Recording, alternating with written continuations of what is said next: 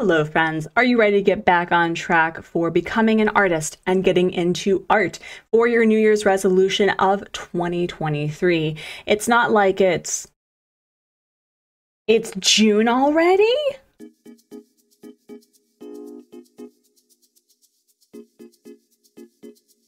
Hello friends, welcome back to the channel, but if you're new, hi, hello, I'm Artsy from the Artsy Gamer. I make art, I guess, I play games, sure, and I absolutely do actually encourage others to do the same.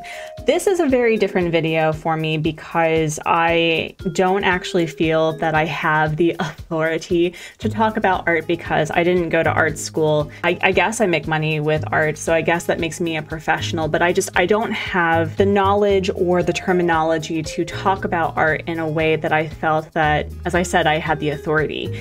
But I do want to preface this video by saying that it's not mind-blowing with the tips and tricks that I want to provide to people of getting into art for 2023 and moving on to becoming the artist that you've always wanted to become. So let's see if you resemble this remark.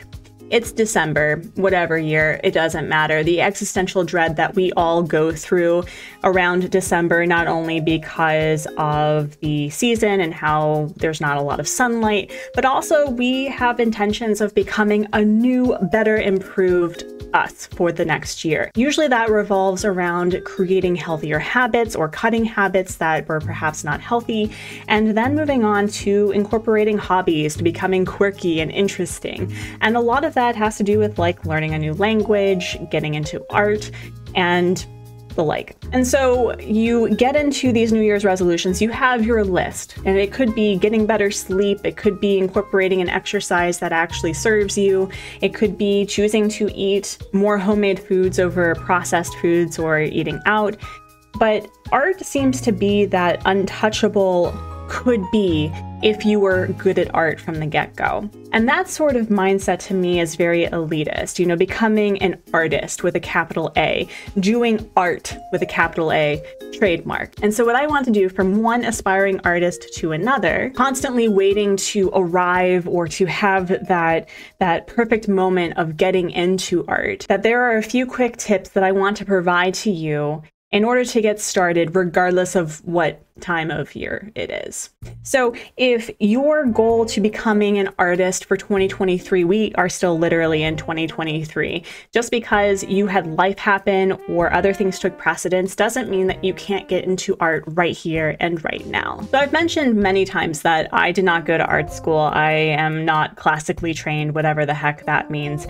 I literally just purchased a Wacom tablet and Clip Studio Paint and learned to draw from just figuring out what served me the best. And what happened with trying to basically have my entire identity revolve around becoming an artist because just life threw a few wrenches my way, it did cause this expectation that I had to be good and that I had to make money and that I had to have other people validating my processes regardless of whether or not it was sketching or works in progress or finished works. And what's really important to remember is that there is such a thing as caring too much about becoming an artist or the specific art pieces. I had a friend of mine talk about blank canvas paralysis, where you have so much potential that's facing right here and right now on whatever it is that you're working on. And this expectation that you have to be good to get into art in order to get into art is really silly. If you are getting into art, I do recommend to be okay with leaving works unfinished. You don't have to have a start and finish for every single piece you work on. Sometimes, if it's traditional art, which is what I'm really referencing, that maybe it just serves you to practice working on the fundamentals of breaking down objects that you see in real life into basic shapes, which is actually a very important thing to recognize, that the tools and foundations that you learn in art is basically math. Trying to incorporate what your eyes see on paper is truly like practice makes perfect. The other thing that I want to emphasize is that with caring too much about your pieces, I think when we get into art, it's like our sketchbook has to be viewer ready, if that makes any sense, because I know that social media puts a lot of pressure on starting artists that you have to have like these perfectly curated sketchbooks that are laid out and finished and have themes and just seem to be like truly works of art in book format. And it's okay if your sketchbooks are literally filled with sketches. It's truly okay if you have, I've actually put grocery lists on my sketchbooks. I have put quotes and stories in my sketchbooks. I've put little journal entries. The important thing is having something that when you're working on to put your ideas out there so that if you want to incorporate it into a bigger, more impressive or more finished piece, that you have something that you can reference. And in referencing how it is really easy to put a lot of expectation based on what you see in social media, is that capitalism is the death of the joy of simply doing. If you are wanting to be an artist, really all you need to do is find the medium and make it happen. Congratulations, you're an artist. That's all you have to do. If you want to start sharing things, I'll get into how to really approach that later. But, you know, from one person who is aspiring to be more of an artist than I already am, it's really important to get into the practice of simply being. Another thing that perhaps you have done with getting started with your hobby of art is that you looked up all of the things that you would need for your specific art medium, right? And so I had this tendency, especially when I wanted to get into traditional art, I go through this about every year, that I get this really impressive sketchbook that is enormous, that has like hundreds of pages, and then I don't do anything with it because it's too intimidating. What I want to share, the practice that I'm doing right now, is to start small and to give yourself ample time. I know that a lot of us want to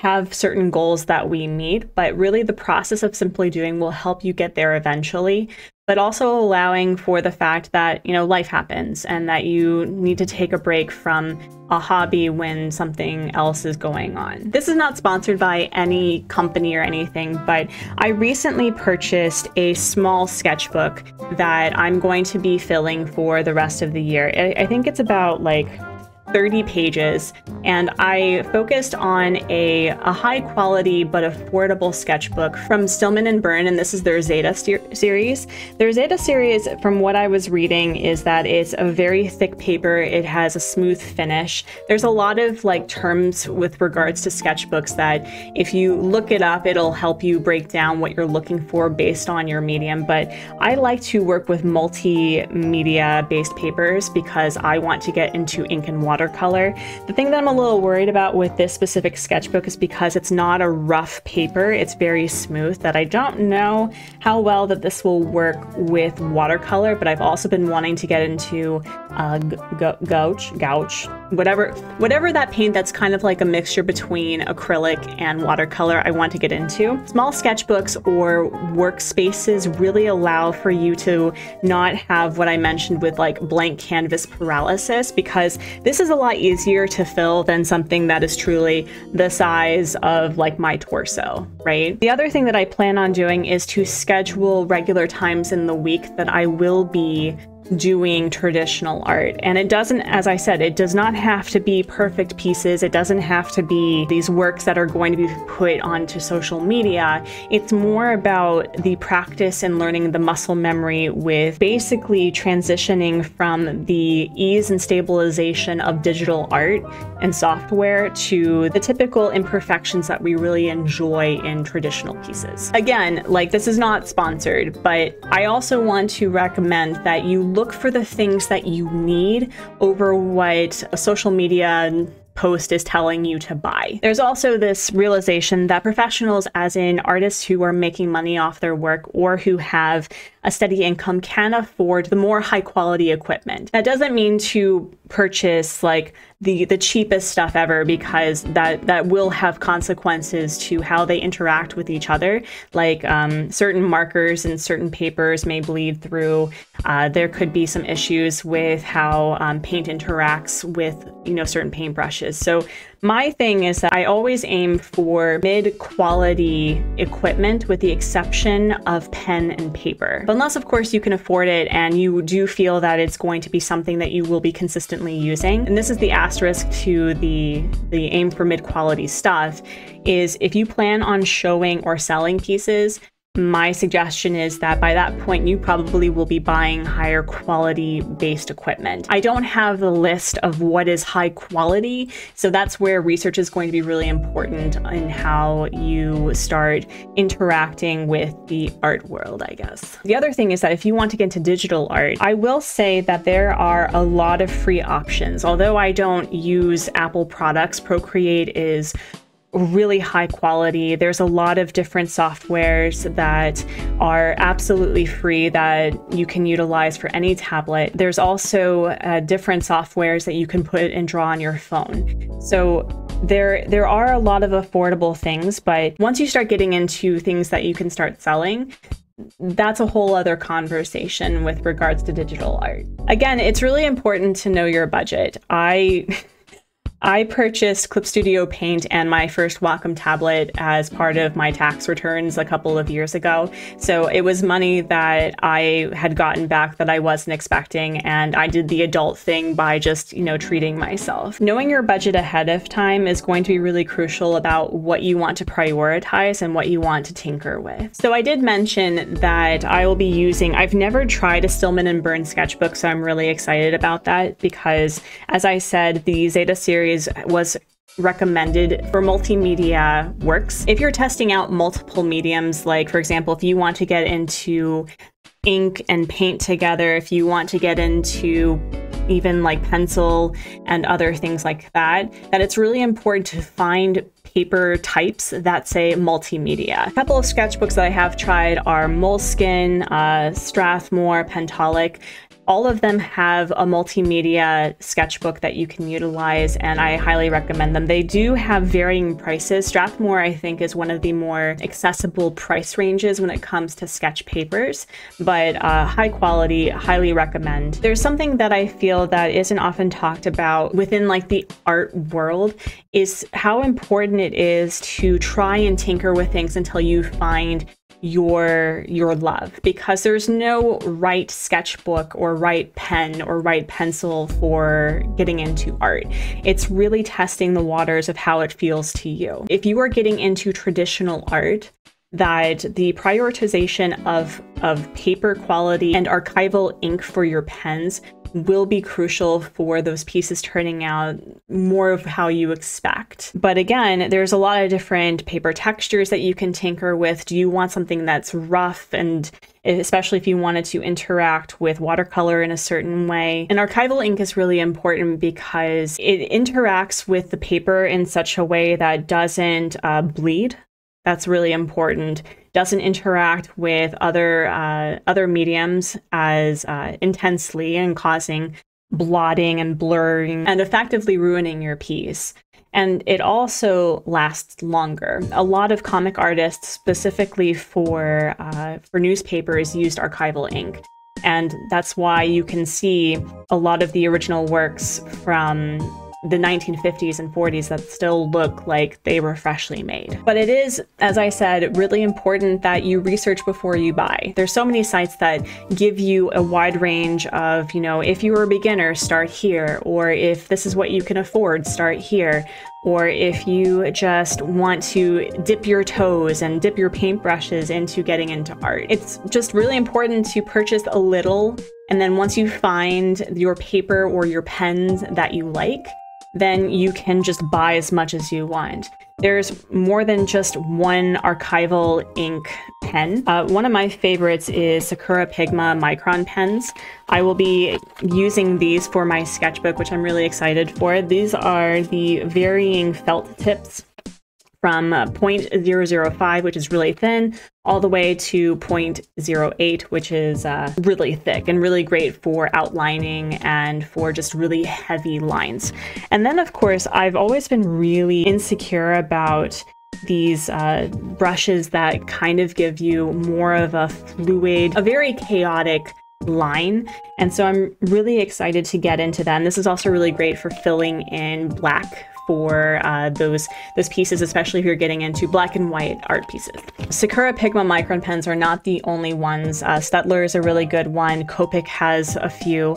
And I will say that Sakura Pigma micron pens are really affordable, and they last forever if you treat them with care. So those are the ones that I always recommend in getting started, and I've used them for a lot of different pieces. I've mentioned that humans have this delightful tendency to want to be good at things before they even know how to do something, and are easily frustrated by the fact that, oh, it's hard, and that you make mistakes. One thing that I've appreciated in going back to watching Bob Ross videos is to celebrate those mistakes and those happy accidents as part of your overall artistic journey. There's an XY graph when it comes to skill over critical eye. Your critical eye will be always improving before your skill dies.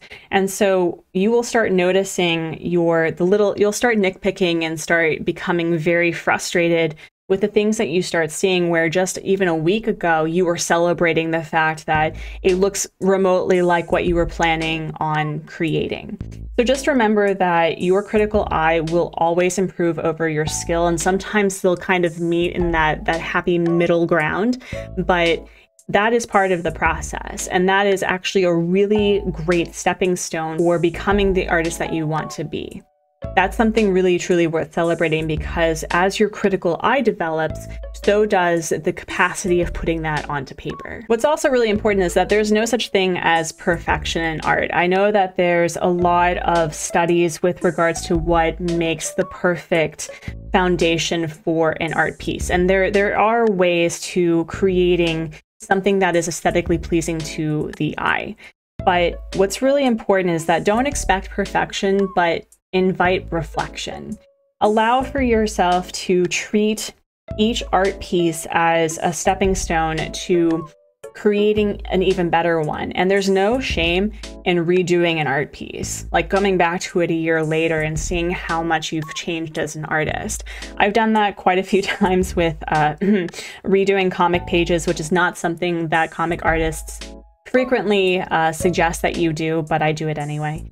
And I have noticed that each time that I approach a comic page or that I do something new and work on a project, I'm faster, I am more fluid with my strokes, I feel a lot better about the art that I'm creating, and I also take risks. But with that being said, not everything has to be mind-blowing or innovative. If you just want to draw a bunch of capybaras, draw a bunch of capybaras. If you want to practice your wacky shapes with drawing trees or mushrooms or anything in nature, that is a really delightful way of connecting with the process of making art. And though the art hobby tends to be very expensive from the get-go, there is no shame with realizing that perhaps watercolor isn't for you, or ink isn't for you, or digital art isn't for you. You don't have to stick with one art form. You can actually combine a bunch of different art forms and see how your interpretation of how the mediums interact are a beautiful experience. Try a bunch of different things, and it's absolutely 100% okay to quit. If you have purchased like brand new things that you probably won't be using, you're absolutely regift them to an artist that is not able to afford the supplies. You can also donate them to thrift stores, especially if like you're getting into embroidery and you have a bunch of thread that you can give away, or you can shelf it and come back to it later, which kind of leads into my my further suggestion that it's absolutely okay to take breaks. If you are burnt out from art, the whole purpose of getting into art, I don't think should be, I need to do this to make money. It's, I want to get into something that allows for me to be creative. So if you need to take breaks and focus on other things, absolutely do so. If you want to try a different hobby that is also part of your New Year's resolution, it's okay to do that too. My recommendation when it comes to getting into art is to try it for a month. Give yourself enough of the skeleton supplies closet that you'll need for 1 month. And if it serves you and if it brings you joy, make it happen for another month or for a quarter or for a year and see how you do. The upside of the power of the internet, you know, aside from us feeling like we don't compare to a lot of social media posts that artists share is the fact that there are a multitude of free learning spaces. YouTube is an incredible resource for how-tos on various arts. I've used YouTube for embroidery, figuring out watercolor. I've watched a couple of YouTubers who I consider professional artists about what papers that they've really enjoyed. I've actually also watched YouTubers who use like dollar store markers, and really emphasizing that it is the skill over the equipment that makes the art piece happen. Also not sponsored, but Udemy has a lot of great courses that are frequently on sale that revolve around art. The two classes that came to mind that I used on Udemy were for figure drawing and understanding contrast and values. Oh, and also color theory, which I do still struggle with years later, but I am a little bit better at it, just a little. And so you will find quite often many classes people just put out there to help others. The Etherington Brothers also has a series of different pages on how to draw literally anything, and they provide the individual how-tos for free everywhere, but you can support them by buying their books. I love the Etherington Brothers. They're great, especially if you wanted to get into ink work, because I think that's what they mostly work on themselves. Really, truly, the internet is your oyster with getting into art.